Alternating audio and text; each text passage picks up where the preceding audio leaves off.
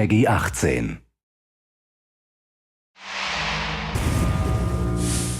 Hi everyone, my name's Alex Hutchinson, Creative Director on Far Cry 4. I'm Mark Thompson, I'm the Narrative Director on Far Cry 4. Nice to meet you. Nice to meet you as well, and welcome to Kyrat, our new fictional location. So in Far Cry 4, you step into the shoes of AJ Gale, who is returning to the country of his birth, initially just to scatter his mother's ashes before he gets caught up in what's essentially a civil war. Kyrat is a fictional place based somewhere in the Himalayas, inspired by places like Nepal and Bhutan, and a bunch of countries from that part of the world. So looking out there, you know, one of the core things of any open world game, that sort of excitement and mystique and hope of an open world is, you know, what is all that smoke coming from? You know, what temples are out there? What secret locations? So we've peppered the world with different places to find, all of them filled with loot and secrets and collectibles and all that good stuff. And of course, the open world of Far Cry is densely populated with a variety of different animals. Beasts. And also that's some kind of yak. I don't even know what that animal was. Yak, I believe. Is it a yak? With next-gen fur. Next-gen fur, that's true. Individually modeled hairs. So you see here with with the eagle, you won't see it in this demo, but you can be attacked from above for the first time in a Far Cry game. So we've tried really to play with verticality, to have threats above and below you. And obviously you can still get involved in the ecosystem of the animals and hunt and you can throw bait now. Yes, to attract animals. Yeah, and stuff like the eagle stealing the morale of the goat. Like, it isn't scripted, that's just what happens at the intersection of those two different AI systems talking to each other. The goal being that every player tells themselves a different story, that they get different surprises, that they have a different story to tell their buddies when they come to work the next day or go back to school or whatever. So there are a bunch of new tools in Far Cry 4, one of which you'll see here is the grapple. We wanted to make something that allowed you to clamber over those annoying cliffs you sometimes came across in Far Cry 3, and something that would also lean into the much more vertical, much more sort of mountainous regions we were building in this game. And that was a pretty simple example, but the level designers get pretty crafty with the setup. We have these areas we're calling adventure zones in the new game, which will take you to places like temples, which you can see from afar, and force you to use the grapple in sort of really interesting and different ways.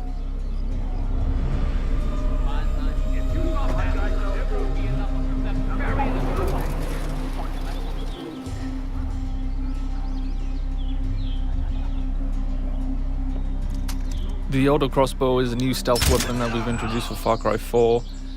It adds a little more versatility than the bow did in Far Cry 3. Obviously it sacrifices the long range for rapid fire, but it's still a super useful stealth weapon.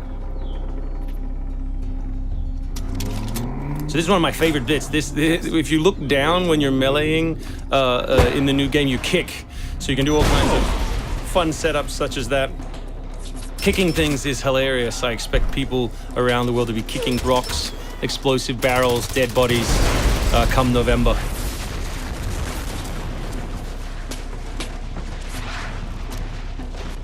Our goal really was just to provide as many tools as possible, whether vehicles or animals or weapons or, you know, goofy stuff, and let people fit them together any way they want.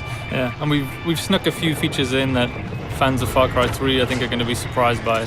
Drive and shoot. Yes.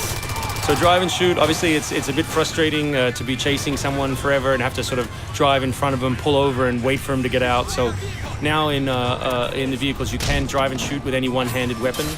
And you can also do driving takedowns from any vehicle, which I really like. So this idea of leaping from your vehicle into another vehicle, do horrible things to them, boot them out the side, and then continue on your merry way. You can now deliver death without even leaving your seat. So wingsuit is still here, and it's really cool, as you see, and actually when the space became more vertical, it actually became more fun.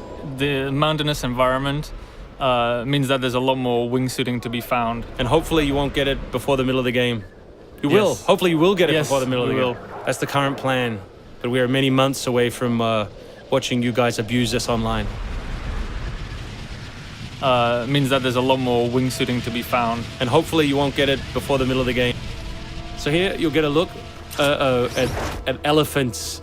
Elephants are awesome, probably my favorite animal in the game. Weaponized in many different ways. You can drive them into a rage, watch them smash the other characters in the world, or you can clamber on top of one and drive it through the gate yourself.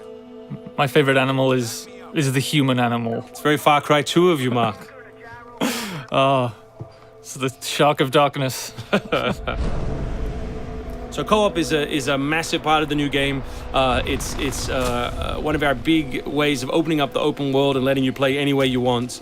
So basically, when you ask your buddy to join, all the solo missions turn off, and you're left with all of the open world toy, the outposts, the fortresses, the towers, all the quests to play any way you want.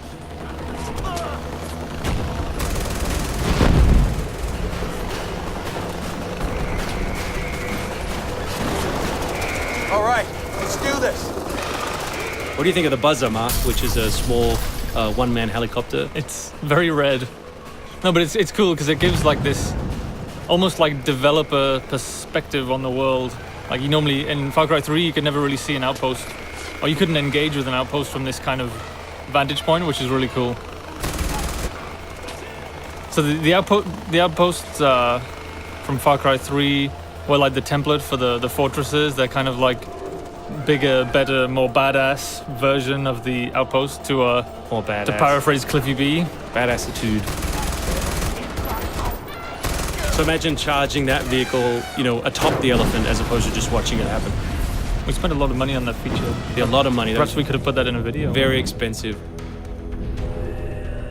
So thanks everyone for watching. We really appreciate your time, and we look forward to showing you a whole lot more gameplay in the coming months. The game ships, of course, November 18th worldwide on PS3, PS4, Xbox 360, Xbox One, and PC.